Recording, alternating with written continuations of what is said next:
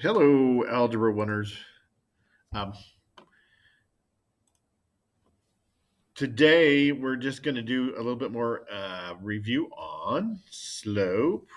So, there is a worksheet that is attached in the lesson planner, and you should pull that up so that you can look at it. But it looks like this. And again, when we do these kinds of worksheets, there is a puzzle that's involved. But the puzzle is not as important as the math that we're doing to solve the puzzle. So when you do this, please make sure that you're showing what work that you can. And we're going to do a couple here together so that hopefully you understand how to do these problems. Again, we're going to look at slope. And for like number one, we have a line and we're wondering what the slope of that line is.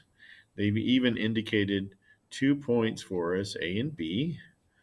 So we can use those. And then we know that slope is rise over run. So for number one, our slope, which is the rise over the run, it's a fraction. We're going to build a fraction. If we look at number one, we have to ask how far do we rise or go in the y direction? How far up do we have to go to get from A to B? Well, we'd have to go up by 1, 2, 3, 4. So I'm going to say my rise on that is equal to 4. Again, we're building a fraction, so I'll put a bar underneath that 4. And now we have to talk about the run, or the distance sideways that we have to go. So as I came all the way up here, how far sideways do I need to go to get to B? We can count 1, 2, 3. So the run is 3. So my fraction there is 4/3. Puzzle wise, there should be a 4/3 in this bottom puzzle, and it's IG right here. Okay. Now, it says we're supposed to cross out each box in the rectangle below that contains a correct answer. So down here where it says IG, I would cross that box off. Okay. That's going to help me solve the puzzle at the end. Again, it's not important as important to get the puzzle answer as it is to get the math answers. So you should, on your own sheet of paper, label a problem number one. And like I did, say slope is equal to rise over run and put 4/3. So number one's answer was 4/3. And then you can go ahead and label 2 and 3 and 4.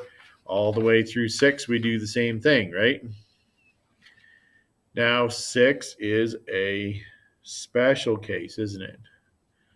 6 is a horizontal line. And that's my hint for you. It's a horizontal line, so it's a special case. Hopefully, you remember what that is, okay? Now, as we get further along in problems 7 through 18, it gives us the points. So it doesn't give us the line, but notice like A's a point and B's a point, and we were using these 2 points to calculate the slope. But down here, they're not drawing the line, they're just giving us the points. So when you get down there, you should, on your own sheet of paper, write number 7. And the points that it gave us were 2, 1, and 5, 3. Remember that our slope,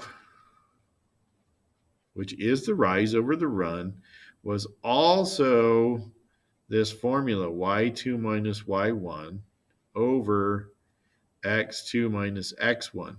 This formula really does give us the rise or the change in the y values and the run or the change in the x values. So if we were to think of this first point as point 1 and the second point as point 2, and knowing that all points are in terms of xy, then we can read what this formula says. It says use the y value from point 2. That would be 3. It's the y value from point 2. So I'm going to write, just like here, I'm going to replace my y2 with 3. And then I'm going to subtract from that the y value from point 1. We call that y1. The y value from point 1 is 1. So I'm going to go 3 minus 1 on the top. And again, we're building a fraction. Our slope is always a fraction. So on the bottom, I'm going to use x2. That's the x value from point 2. And 5 is that x value. So I'm going to go 5 minus the x value from point 1. And that's 2. Okay. So once again, 3 was the y value from point 2. So that was called y2. 1 was the y value from point 1, and we called that y1. 5 was the x value from the point 2. We called it x2. That's why we got 5. And x1 was 2, the x value from point 1. All right. Once we get our values in there, we just do the math. 3 minus 1 rather is 2. 5 minus 2 is 3. And so our slope would be 2/3. Again, puzzle-wise, it's the same thing. We just got to look for 2/3 in the bottom. And I see that's ET. And we're going to cross that off. Okay. And so you'll continue to work on this worksheet.